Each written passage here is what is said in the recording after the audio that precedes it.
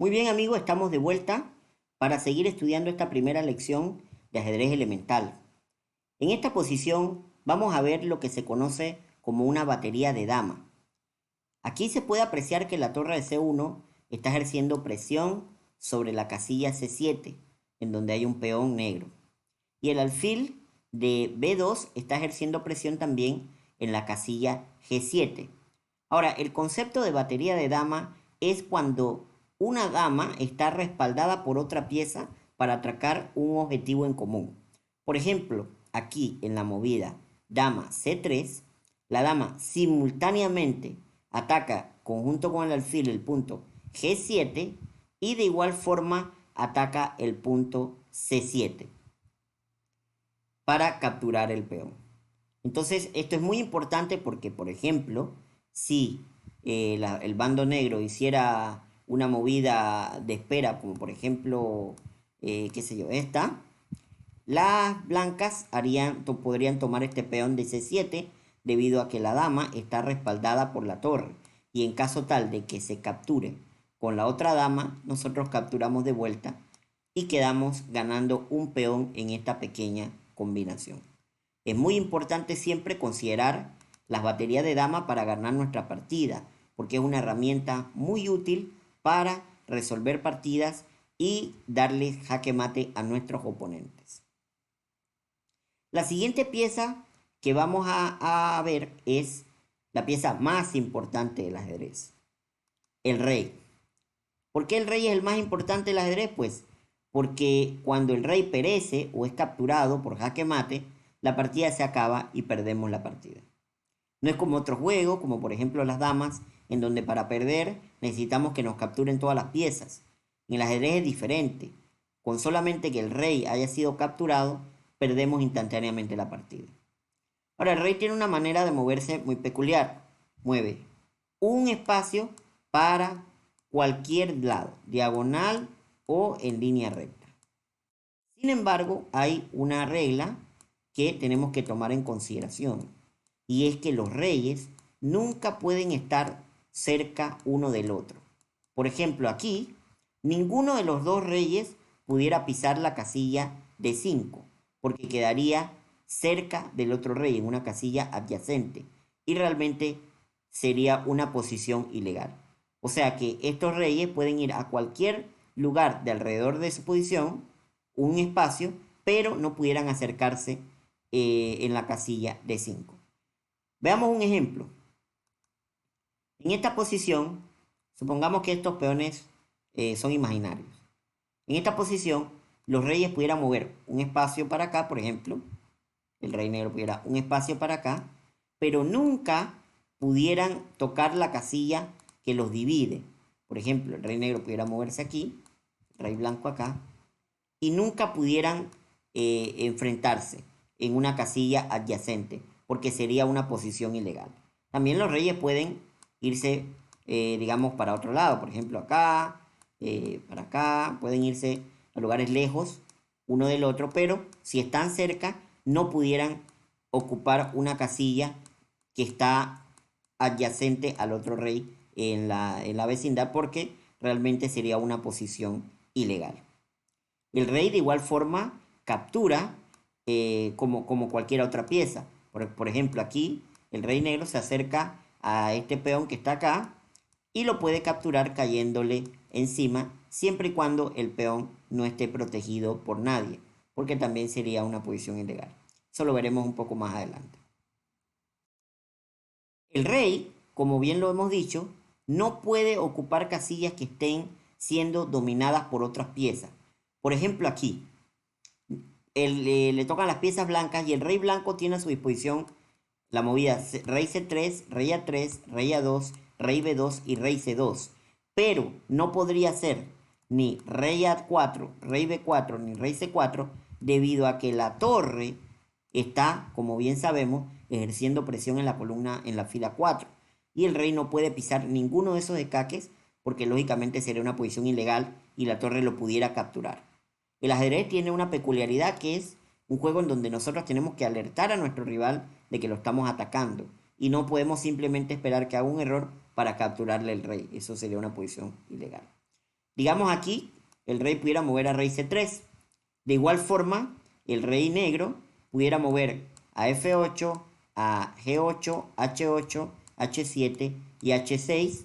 Inclusive pudiera mover a F6, pero no podría mover ni a F7 ni a G6 debido a que el alfil blanco está ejerciendo presión en esas casillas. Y si el rey se pudiera colocar allí, sería una posición ilegal porque el alfil pudiera bien capturarlo.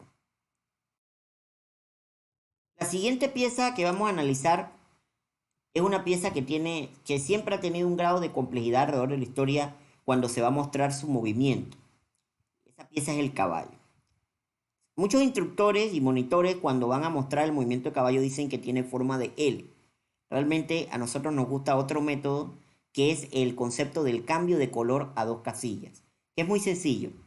Se cuentan dos casillas en línea recta, una, dos, y se cambia de color en la casilla de al lado. Puede serse para cualquier lado, digamos para la derecha 1, 2 y cambio de color. Para abajo 1, 2 y cambio de color. O para la izquierda 1, 2 y cambio de color. ¿Por qué decimos el cambio de color? Pues porque en esta posición el caballo ha partido de una casilla blanca y ha aterrizado al final de su movimiento en una casilla oscura. Como ven, un caballo centralizado, tiene 8 opciones de movimientos que forman una especie de círculo a su alrededor. Ahora veremos también cómo el caballo puede efectuar su captura. La captura del caballo es, al igual que las otras piezas, ocupando la casilla de la pieza enemiga que queremos capturar. Sin embargo, por la naturaleza del mismo caballo y la pieza y las características, es la única pieza dentro del tablero que puede saltar sobre otra para llegar a una determinada casilla.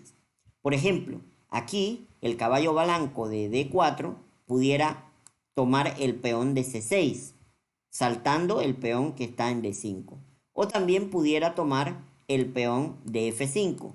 Ya falta ver cuál de esas dos capturas sería correcta, ¿no? Pero, bueno, en este caso digamos que el caballo toma el peón de C6. Ocupa la casilla en donde está el peón y se retira el peón. Por su parte, las negras también tienen algunas opciones. Por ejemplo, con este caballo de A6 pudiéramos capturar el peón de B4. Con el mismo caballo también pudiéramos capturar el peón de B5. Digo, de C5. Con el caballo que está en D3, tal vez pudiéramos capturar el peón de B4 también. O de igual forma pudiéramos capturar el peón de C5 o de E5.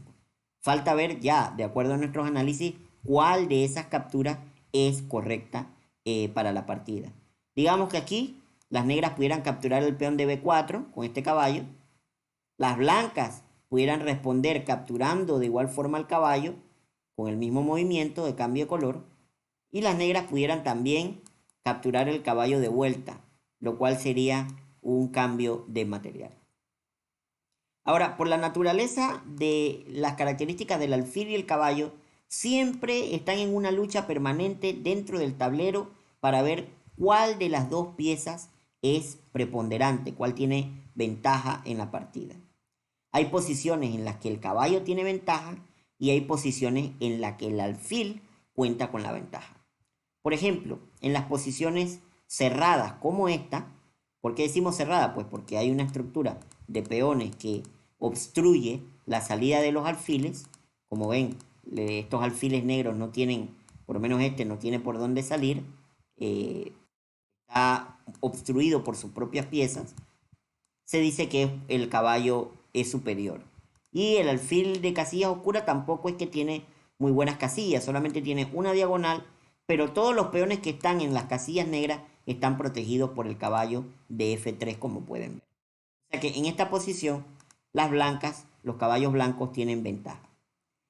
Digamos que aquí las blancas pudieran hacer la movida caballo E2, a lo que las negras pudieran responder con algo como alfil B4, tratando de buscar algún tipo de opción, ¿no? Las blancas pudieran responder con caballo F4, atacando inmediatamente no solo el peón de E6, sino también el peón de G6, para buscar ya algún tipo de combinación. Las piezas negras solamente tienen un movimiento defensivo y es alfil C8 para tratar de proteger el peón de E6. Con lo cual las blancas ganarían la partida con caballo por G6, lo que ocasionaría la eventual coronación de uno de los peones, lo cual veremos un poco más adelante. Lo que queremos mostrar con este diagrama es precisamente la preponderancia del caballo en una posición cerrada. Esta posición, por su parte, es una posición abierta y generalmente en este tipo de posiciones los alfiles son los que tienen la ventaja, debido a que al estar la posición con mucho espacio, los alfiles pueden ejercer gran poder, siendo una pieza de largo alcance que puede trasladarse de un lado al tablero a otro en un solo movimiento. El caballo no es una pieza de largo alcance y necesita varios movimientos para llegar a casillas específicas. Necesita 2 o 3 movimientos para llegar a casillas específicas. Es por eso que en posiciones como esta, pues decimos que los alfiles son los que tienen la ventaja. Aunque hacer valer esta ventaja no es sencillo, como vimos en el diagrama anterior, en donde el caballo es el que tiene la ventaja, sino que bueno, hay que demostrarlo a través de la técnica que en clases posteriores vamos a estar analizando. Una cosa importante a tener en cuenta es el concepto del caballo malo. El caballo malo es cuando hay un caballo en una posición que no puede hacer absolutamente nada. Por ejemplo, aquí las blancas pudieran mover alfil en casilla B4, ganando insofacto, debido a que acorralamos al caballo de tal manera que no puede salir a ninguna casilla. Obsérvese bien que el caballo, a cualquiera casilla que intente salir, el alfil lo controla, por lo cual decimos que es un caballo malo.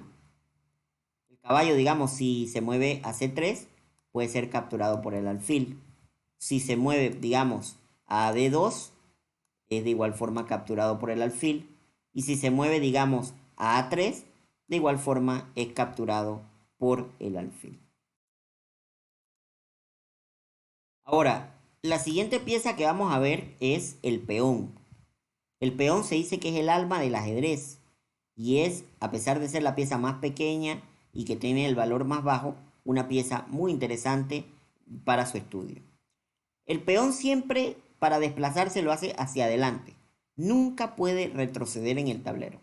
Por ejemplo, aquí el peón blanco pudiera mover hacia adelante un espacio. Sin embargo, cuando el peón está en la casilla de origen, o sea, en la segunda fila en donde se encuentran los peones, un peón que no se haya movido, puede elegir o mover un espacio o mover en el mismo turno 2 espacios, o sea, 2 casillas en un solo movimiento. Sin embargo, este peón de C5, que ya las negras han movido desde la casilla C7, ya solamente puede mover un solo espacio por turno. Pero este peón blanco en su primer movimiento puede hacer un movimiento de 2 espacios, pero solo en el primer movimiento. Observemos pues cómo captura el peón. El peón, a diferencia de todas las demás piezas que hemos visto, captura de forma diferente a la que se desplaza.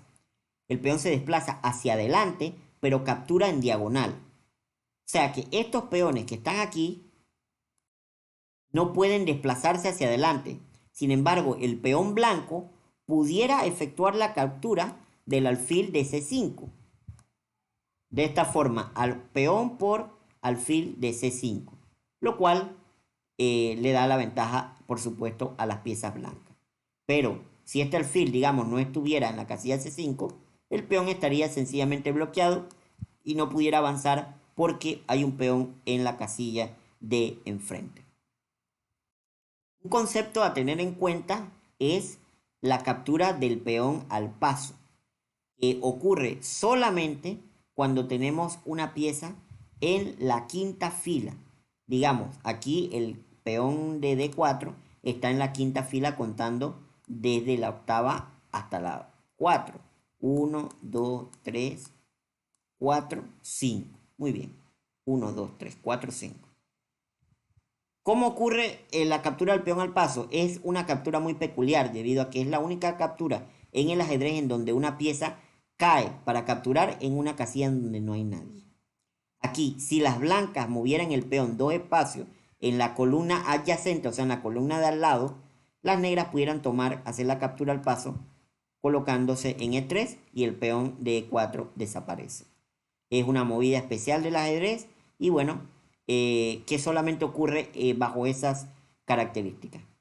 Por ejemplo, si este peón en vez de mover a E4 movería a E3 por poner un ejemplo, y digamos que le toca ahora a las piezas blancas, hacen de E3 hacen a E4, ya no tendríamos la opción de peón al pase, debido a que solamente el mismo se cumple cuando el peón de la columna adyacente mueve dos espacios en un solo movimiento, en su primer movimiento. Muy bien amigos, haremos otra breve pausa para que nuestros anunciantes le den un mensaje muy importante y estaremos pronto de vuelta con más ajedrez.